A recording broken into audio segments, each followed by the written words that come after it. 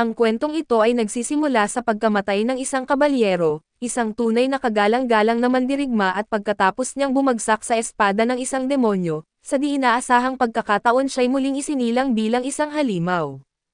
Sa kanyang paggising ay natuklasan niya na siya ay isang Veman na isang makapangyarihang halimaw na nasa ranggo S, subalit batay sa kanyang nalalaman tungkol sa mga halimaw na tulad nito, ang Veman ay isang nilalang na napakapinsala at napakadelikado kaya't kinakailangan ang buong hukbo upang ito'y mapuksa. Dahil dito ay nakaramdam siya ng lungkot at pagkalito sapagkat bilang isang kabalyero na nangakong paprotektahan ang sangkatauhan, hindi niya matanggap ang bagong anyo niya at habang siya'y umiinom ng tubig, nakita niya ang kanyang refleksyon at napansin na mukha pala siyang alagang pusa. Dahil dito ay napasigaw siya ng malakas at isang sigaw na narinig sa lahat ng lugar at oo. Tila naging natural na sa kanya ang pagiging parang pusa, samantala sa isang lungsod ay ipinakilala tayo sa isang elf na nagngangalang Arya at matapos magpakita ng kaunting sandali ng kanyang pang-araw-araw na gawain, ipinakilala niya ang kanyang sarili. Habang ang ating maliit na halimaw ay naglalakbay ay nakasalubong niya ang isang slime, isang halimaw na nasa ranggo E at dahil alam niyang nais siyang kainin ng slime ay mabilis niyang pinili ang isang kakayahan at inilunsad ang isang rock howl na agad namang pumatay sa slime. Subalit sa gitna ng tagpo na iyon ay naramdaman niyang gutom na siya at dahil hindi pa siya kumakain mula nang siya'y muling nabuhay, kinain niya ang slime at sa proseso ng pagtunaw nito at natuklasan niyang kaya niyang makuha ang kakayahan ng mga halimaw na kanyang kinakain. Dito niya nakuha ang kakayahang inventory at ginamit niya ito upang itabi ang natira sa slime at sa parehong oras, makikita natin ang elf na si Arya na patungo sa isang piitan at sa pagpapakita ng kanyang medal, pinayagan siyang makapasok at habang nangyayari ito ang ating munting halimaw ay nagtagumpay sa pagtalo ng isang halimaw na nasa ranggo B, pati na rin ang isang minotaur at isang golem. Bago pa man itago ang kanilang mga labi ay kumain muna siya ng kaunti mula sa kanyang mga kalaban. Makalipas ang ilang sandali siya'y nagkaroon ng piging sa pagkain ng isang makamandag na ahas na nasa ranggo C, syempre ay nakuha rin niya ang kakayahan ng ahas. Ngunit hindi doon nagtatapos ang kanyang kwento at dahil nakatagpo siya ng isang kumikinang na treasure chest ang ating gatito ay hindi kailanman nakakita ng ganoong klaseng kayamanan noong siya'y isang kabalyero, dahil dito ay sobrang natuwa siya at agad na binuksan ang treasure chest. Sa loob nito ay natagpuan niya ang isang napakagandang hiyas subalit, iyon pala ay isang bitag na isang teleportation crystal na bigla siyang dinala sa likuran ng isang dragon sa lupa, isang halimaw na nasa ranggo S at dahil sa napakalaking agwat ng karanasan nila, ang ating pobreng Veman ay nakaranas ng matinding palo mula sa dragon.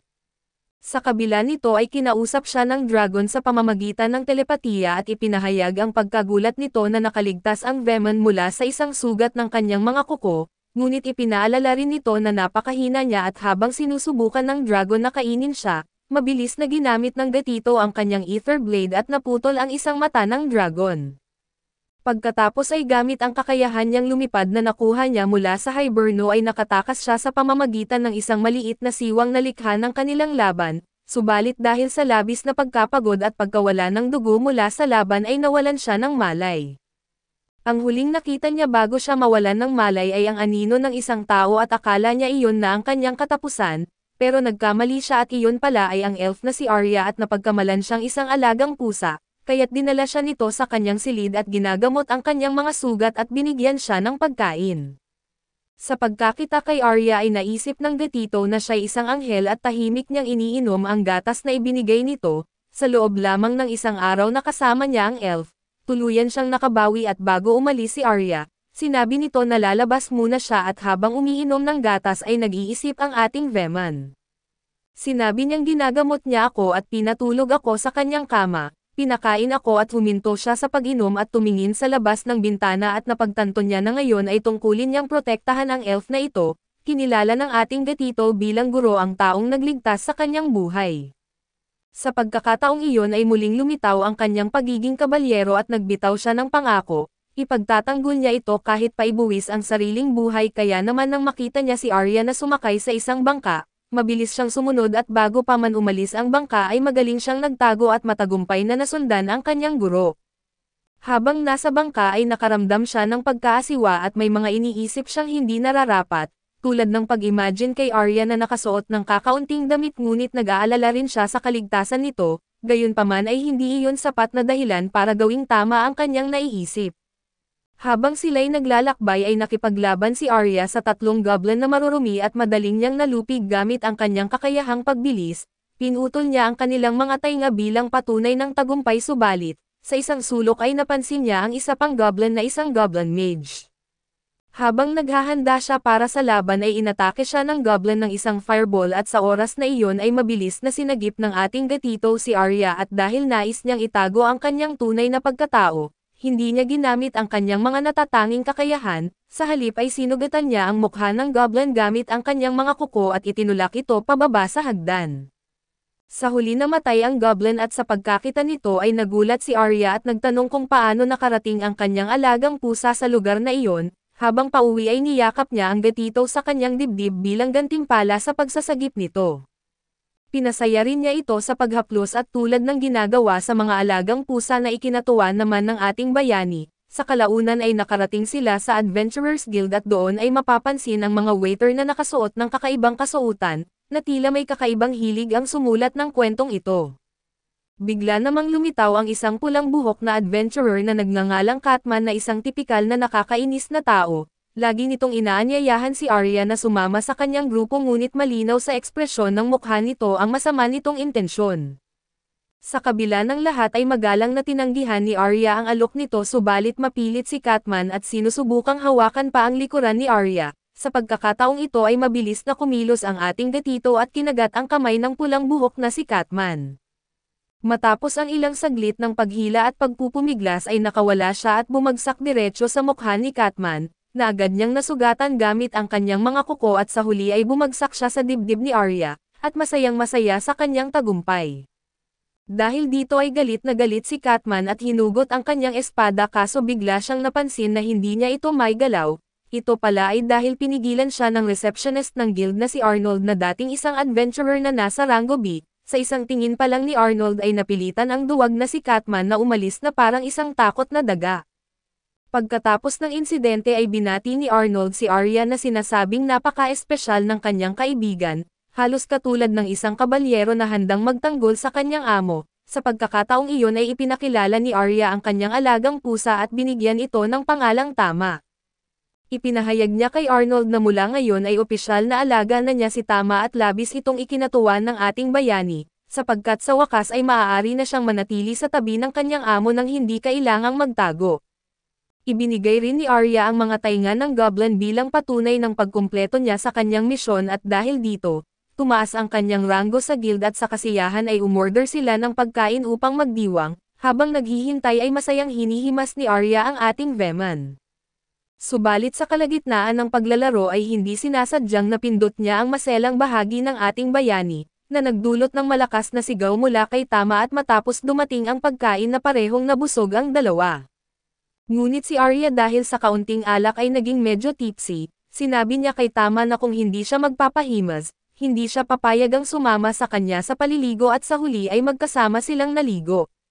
Bilang isang marangal na kabalyero alam ni Tama na hindi dapat siya pumasok sa paliguan, ngunit hindi rin niya maaring iwanan ang kanyang amo at nasa gitna siya ng pagkalito hanggang sa simulan niyang ikwento ang bahagi ng kanyang nakaraan.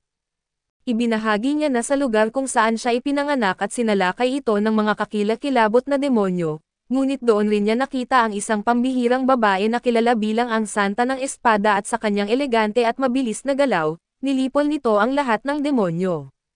Sa pagkamangha ay sinabi ng batang Arya na nais din niyang maging malakas tulad ng Santa balang araw. Nais ni Arya na protektahan ang mga tao na tulad ng inspirasyon niya mula sa kwento ni Alicia at ito ang Santa ng Espada. Nang marinig ito ni Alicia siya'y ngumiti lamang. Ang ating bayani rin na si Tama ay kumpirmadong alam ang kwento ni Alicia na hindi lang nagligtas ng isang elf village kundi kinilala rin bilang ang bayani ng Ragnarok. Upang maging mahinahon si Arya at dahan-dahan na lumapit si Tama at hinaplos ang pisngi nito, dahilan upang maibsan ang kaba ng dalaga.